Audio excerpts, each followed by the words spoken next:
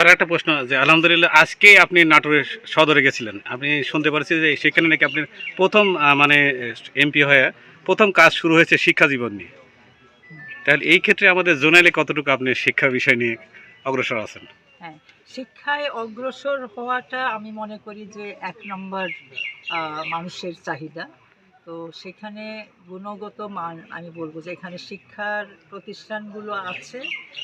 সেটা আমি বলব সারা বাংলাদেশেই কিন্তু আমাদের যে বর্তমান সরকার শিক্ষার উপরে জোর দিচ্ছে। সারা বাংলাদেশে অনেক স্কুল কলেজ আছে। যেটা ঘাটতি আছে সেটা হলো গুণগত শিক্ষার মান। জি।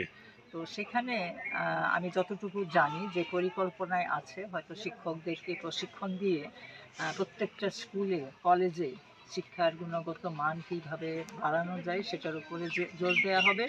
এবং আমরা মহান সংসদে যখন জনগণের হয়ে কথা বলবো তখন অবশ্যই এই বিষয়গুলো জোর দাবি করব।